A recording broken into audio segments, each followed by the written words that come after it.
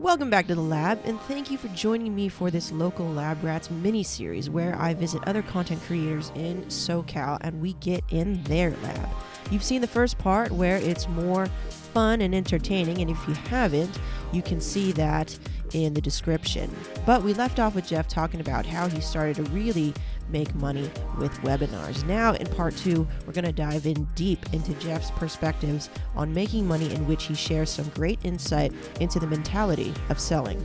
Now, I apologize for the audio. It's not the best, but Jeff's insight is. So in this interview, we're going to talk about some really important concepts about selling, including how much does it cost to get a customer? What's the lifetime value of the customer? And knowing your worst case scenario and more. So please enjoy this living room chat with Jeff Coga.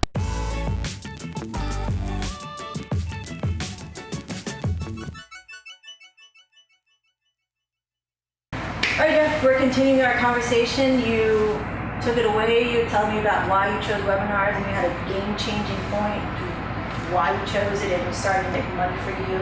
And this is something that I really admire. When I first met you, you were so, I would say, aggressive with selling, because my attitude towards selling is like super passive and I'm afraid to sell. And I was telling you earlier before on the roof, I was saying, you know, after podcast movement, I was, people were seeing it within me that I was scared to ask for what I deserve and scared to accept what I deserve as well. So like, I also remember you telling me you were at the workshop, and I appreciate you coming out. You were saying, you know, it's more a mentality, right, about selling. And so that's something I always admired in you. And like, I think about it all the time every time we have a conversation, because it's just so apparent that I need to kind of get over it. But I have trouble with myself, like how to move forward in that. So like, what's your perspective on selling and how you made that happen? First one is this, is that the term selling for me, it's icky. I don't like the word selling. You know, I use it because that's what people understand. Okay, but I just don't like it. Why? Is because when you think selling, you think of like the car salesman, right? Like, oh, you gotta buy it now. You know, like right? So that's why I don't like it. You know, I'm a firm believer that your income is directly proportionate to the value you bring to the marketplace, but you gotta have some type of call to action to collect, right? Yeah. And that's where you have to really kind of get over that concept, right? So one of my mentors told me about a story, right? Because about selling, right? And actually how to make money in any business generally. Right? So regardless if it's a product or regardless if it's a service you're selling, right? One is you have to understand that selling either of those are exactly the same, right? Because the psychology of it. But he said, listen, Jeff, he said, picture your business, right? And I kind of asked you, like, picture your business, right? As selling water. Yeah. So we're in the water business, you and I, okay? We're in the water business. And imagine that we're in a desert, okay? And our job is to sell water. Yeah. Okay? So people are walking, right? And they're thirsty. And you say, hey, would you like to buy some water, maybe? Yeah. And if you're thirsty, you're probably gonna say what?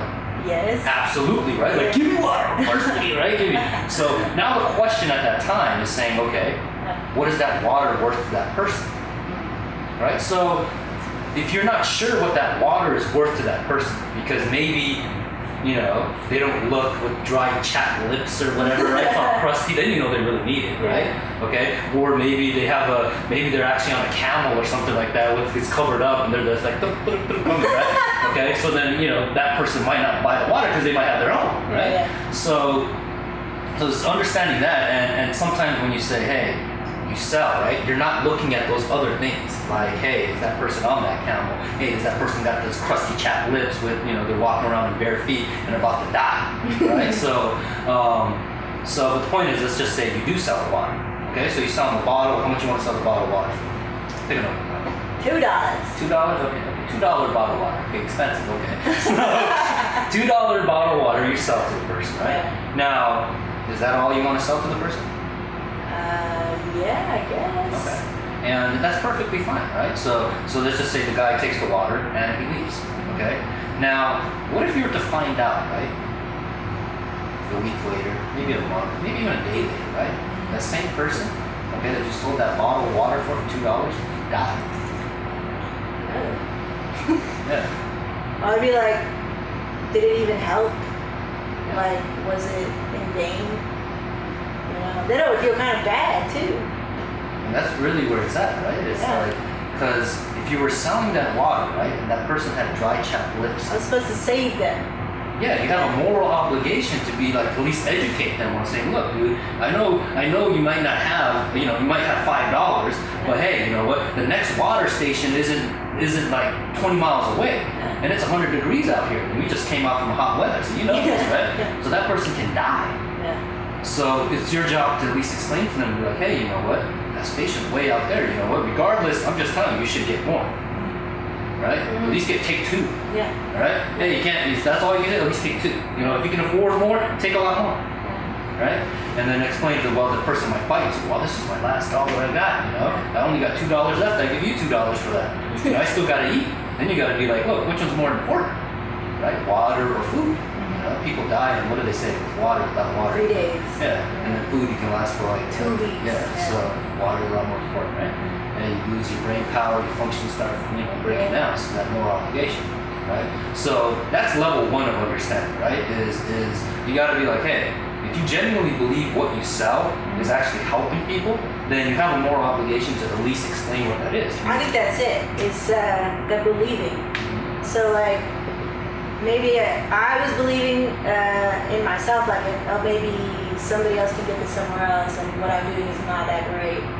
Or like I would say during like my presentation or my talks, people would hear it in my voice. They'd be like, don't say that you're not an expert, or because it makes it come off like you don't believe in what you're selling, right? And I think that's like the first realization that I came out of that. And after talking to you, you gotta believe it. Well, correct, and sometimes it's hard.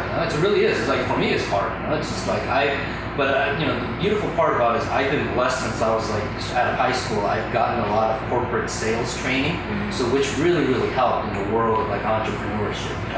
So, and then me being my DNA core of it is I'm actually an introvert. Like people see like I do videos and I've done a lot of internet marketing. They're like, oh my God, bro, you're so outgoing. No, man, I want to be in like myself and just do my own dang thing. Yeah, you have a very good performer that you can switch on. I remember that, and it was cool because I believe that too. Because people go, I don't believe you're an introvert because you're so natural on camera. I'm like, dude, I've been practicing or whatever. Like I rehearse, and I turn on a switch as well, and that's a performer side of me. So like, would you agree that there's a performer in you and that you're always working on that, or that, like, how did you develop this persona that you have online? I think it's, yes, to answer the question, yes, yeah. So you have to have a switch, It's because then if you don't have a switch, you never turn it off. Yeah, so, keep in mind, some people never have a switch when they do like the camera stuff and stuff like that. That's perfectly fine, but how did I develop it is I think a lot, as like you said, is just practice. It's just like, I was just telling, just right now, I was telling to your sister, about starting out, yeah, camera, what did you ever get nervous in front of the camera? And I was just like, one of my mentors, my buddy said that, when he said that, he said, hey, do you ever get nervous? The first thing I told him, or he told me, was just saying, you're so full of it, full of yourself. And I'm like, what do you mean you're so full of myself? And he goes, look, dude, and we were just like, the way people see you on camera is the way they see you in real life.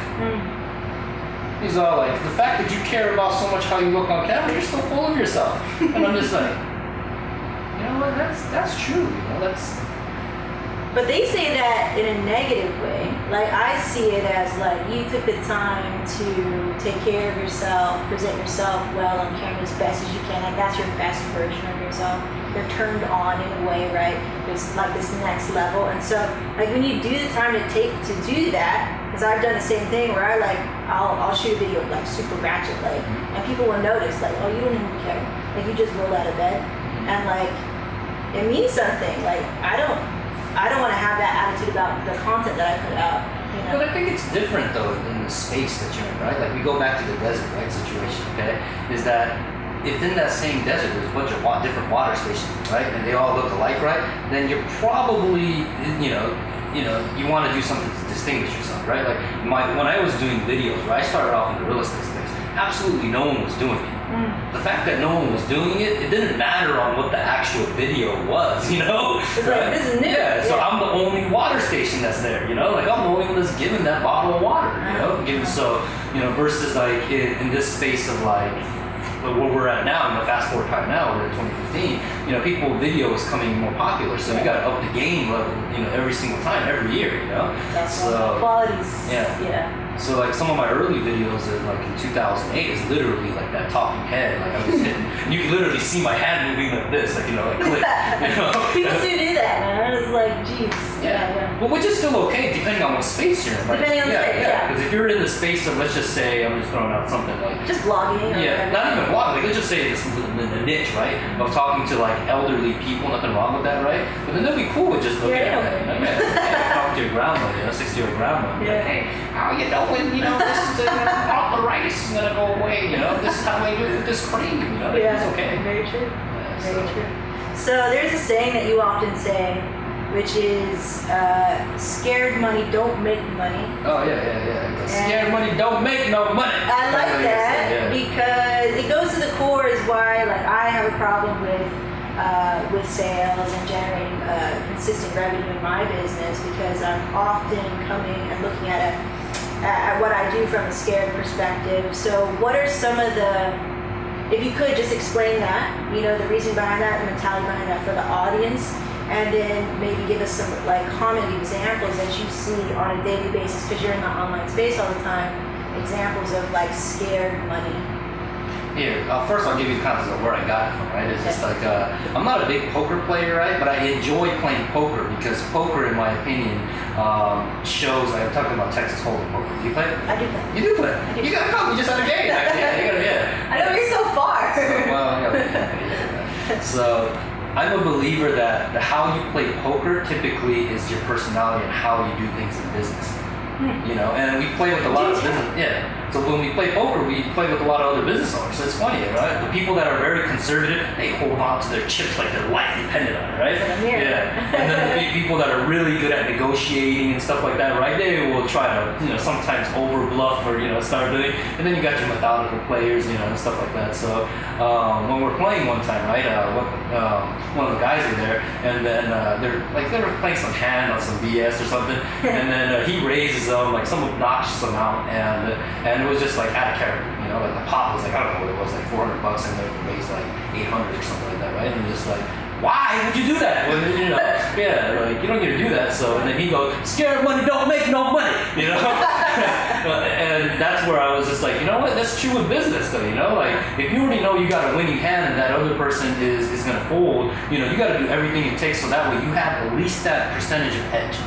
You know, and that's where I'm kind of the believer in, you know, if you know your numbers well, right? There's nothing to be afraid of because you already ran your numbers.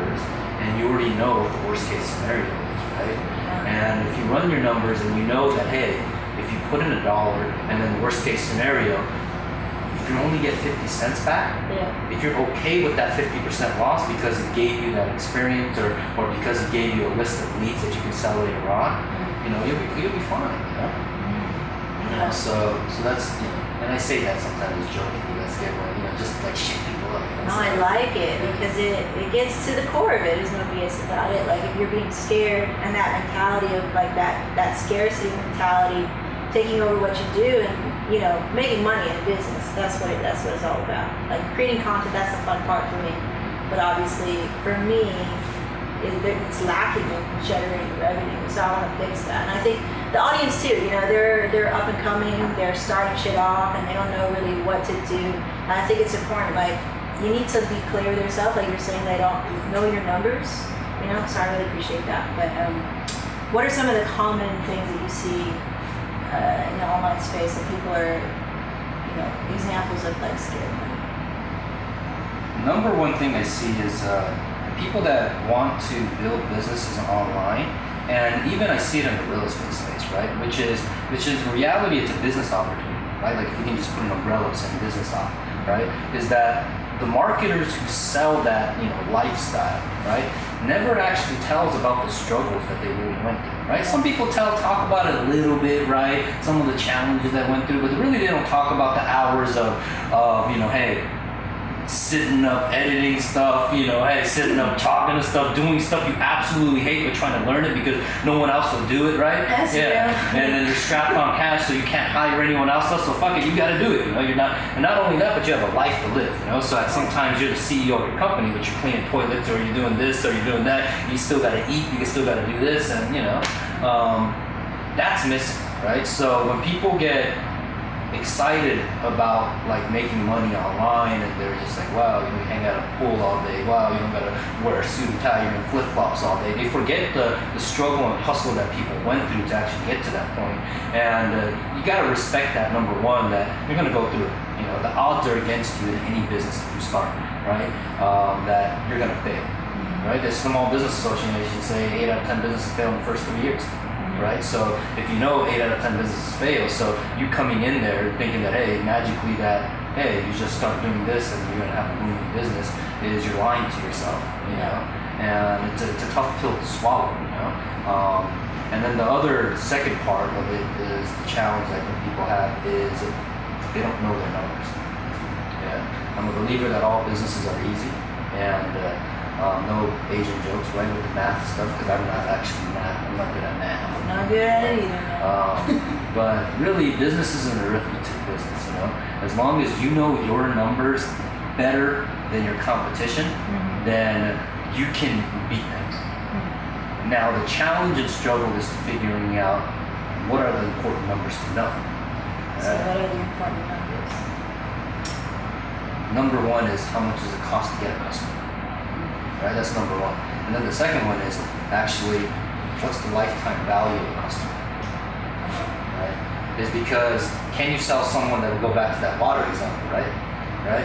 If you sell that person a bottle of water for that $2, right? Okay, you're expanding. Right? So now you have, the next one we use an example is 20 miles away. Let's just say you set up another booth 5 miles away. Right? Now is it okay just to sell them a bottle of water? It all depends, right, on your business model. So you might be like, hey, it's cool because, hey, by 5 miles, I can sell them another one. Yeah. Everyone else around that desert is selling it for $5. So, hey, I'll sell it. He already has a great experience with me, right?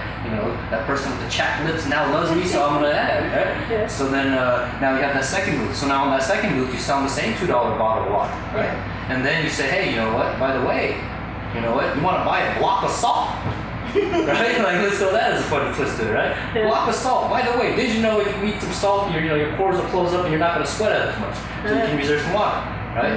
So then that's kind of like upsell, right? Upsell. Yeah, the upsell. So, but then let's just say the numbers work out and you actually make more money on the salt, right? Let's just say, right? You just make money more on the salt because you have a way to transport water from some other place that has, from the glaciers or whatever, very easily that you can teleport. Let's just say I'm using one example. Then why not give away the water for free? Right? Everyone else is selling that bottle for $5. You're giving it away for free because you're making your money on what? The salt. Right? But then those are all numbers you got to know in your business.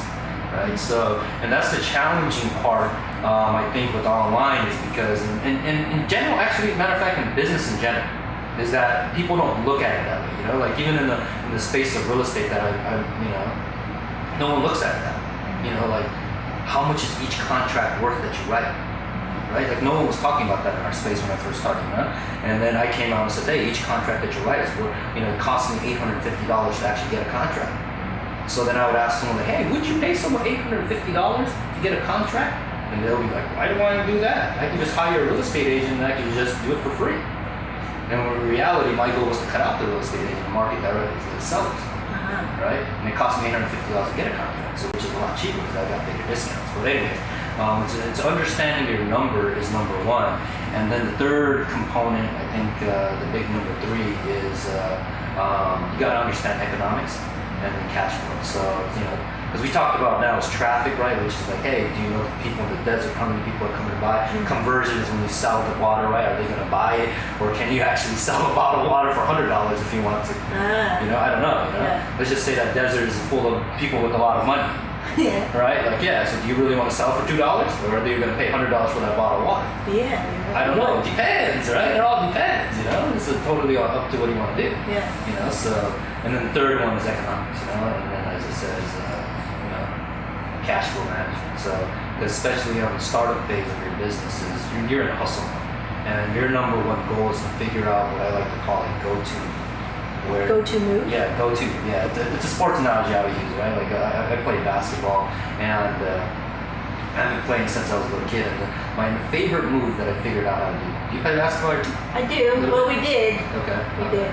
Yeah, so my favorite move that I learned how to do was just to spin, right?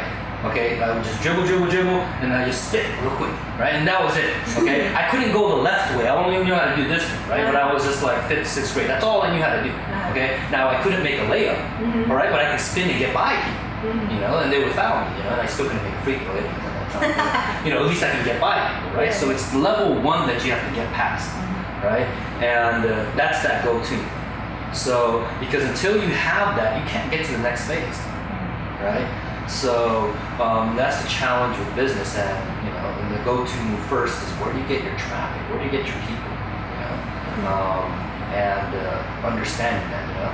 And some people argue that says that you got to figure out like who your core customer is, what your message is, and that kind of stuff. I think that's full of shit, in my opinion. Is because like again, you know, if your business is creating a water business in the desert, right, is you just have to look out what's actually happening. Right, so like if everyone else is a water booth, literally, you know, every 5 feet away, you know, you creating a water booth, and you actually even try to give it away for free, right, might actually not make you money because the actual 5 booths ahead of you is actually giving it away for free too. Not only are they giving it away for free, but they're selling you that block of salt for free. Or, I mean, not even selling it, they're giving away that block of salt for free too.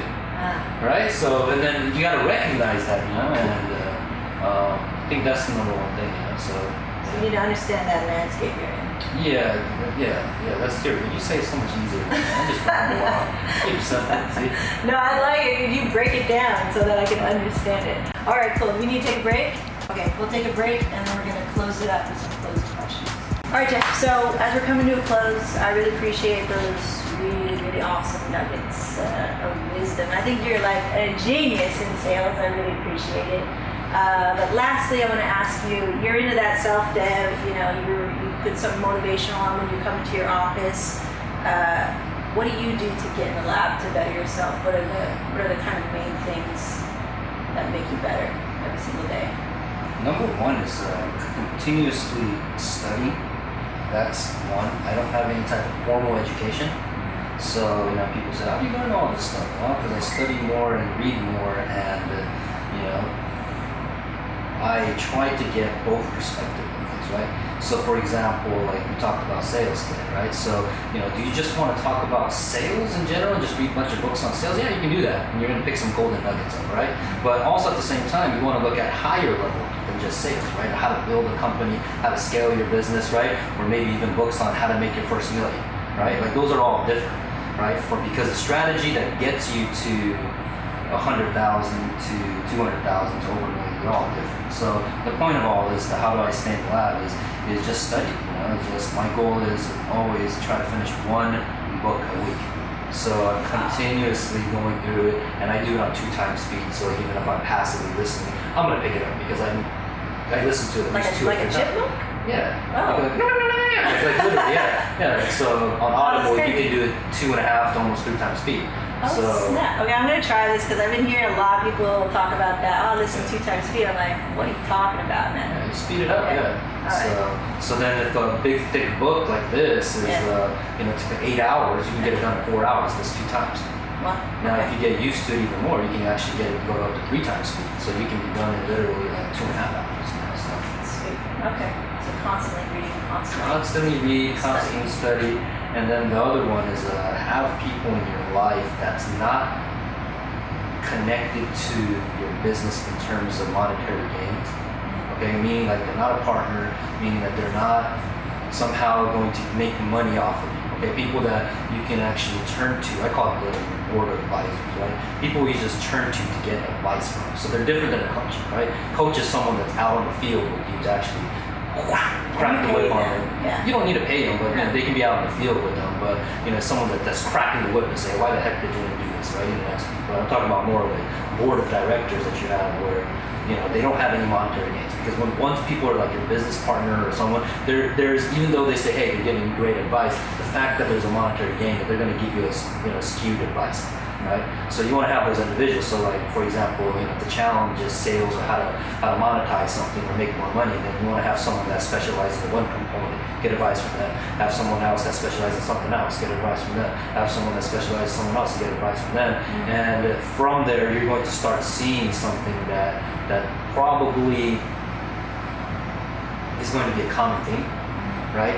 And so you want to ask like, hey, what can I do now, right? So that's where I think most people have challenges. When you have a board of advisors, you ask for advice, say, hey, I'm doing this, but it's not working, right? And then they say, hey, well, you should do it this way, and you feel like you're trying to drink out of a big old fire hydrant because there's so much information, right? You're like, you know? So you're like, okay, then what do I do, right? So then you have to now narrow down the question. Says, okay, what can I do this week so I can make some money, right? Like when I was struggling to try to make money online, and you know, that was the number one question. So I said, hey, you know what, I need to make $5,000 in the next week. What do I need to do?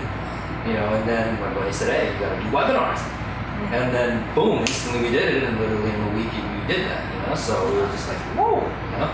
So, but then that's why it's the end goal, right? So if you don't have that money line that says, hey, you know what, I want to make X amount in this time frame, then really it's just like you're never going to get those goals. Versus if you have that and say, hey, I need to make this amount in this period, somehow magically us as humans will figure out a way to close that gap, you know. So I appreciate it, man.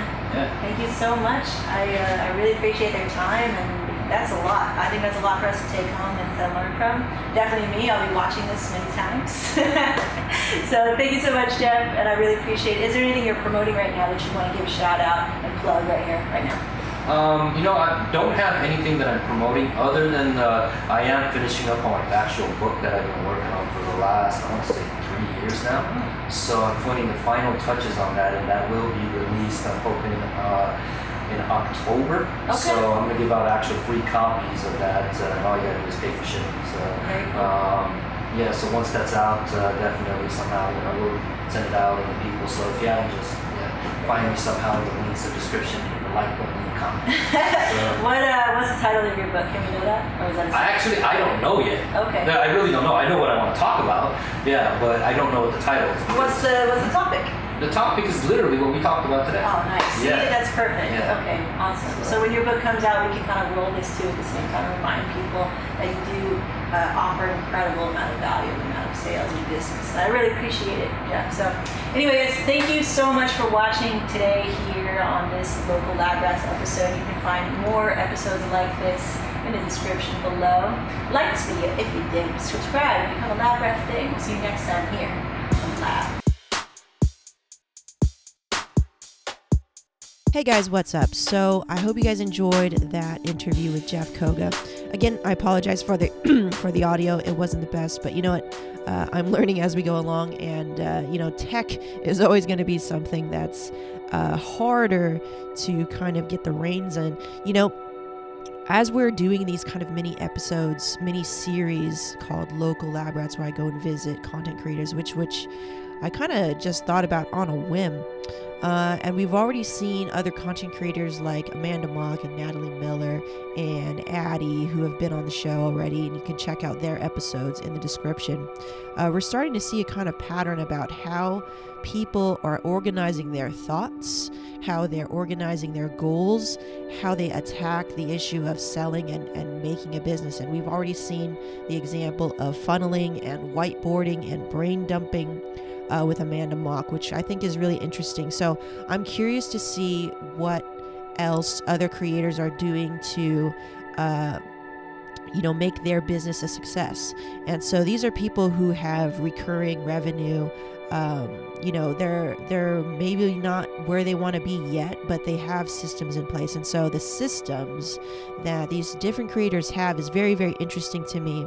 And the fact that, we do the whole thing, the whole show of showing where they work, and sometimes it's really kind of glamorous, like with Jeff's place, and sometimes it's like me, just a desk, a laptop, in a room, in a house, but the mind and the intention, the mentality, the heart behind what they're doing is very, very apparent. And that's what I love about this mini-series, and bringing that to the table so you guys can see that and how people work and hustle for what they want, so that you too can get inspired. Because I definitely, after every one of these local labrat thingies, which are kind of sporadic throughout my content creation scheme, it definitely brings a new perspective of how I'm going to create revenue for myself in what I'm doing. And so I hope that you guys got something very valuable from this. I certainly did, as far as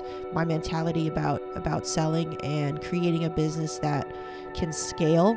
That's what I learned from Jeff, and I think for me, like I kind of revealed in this interview, is that I've been sort of passive about it. And I'm going to dive deeper into that, because that's what it's all about here on Get in the Lab, is kind of creating that space where you go in from this place where you're trying to figure out, you're transitioning into this person that you really want to be, and also acquiring the business that you want to run, right? So I think that's really where it's at right now with the lab, and that's where my attentions are, going to different creators and figuring out how they do it, and bringing that to the show. And we have fun with it. We shoot it in a way that's kind of to me creative, as creative and as storytelling as I can do, just by myself. Sometimes I have some help. So, and I want to say thank you to my sister for helping me come out and shoot and film. It was much better for me to not worry completely about tech and trying to be present with my guest. So yeah, that's just some final thoughts on this mini series. I learned a lot of lessons. I wrote them down. I took notes, and hopefully we'll see you in the next one with another awesome creator. So once again, my name is Megan, reminding you to get in the lab. We'll see ya.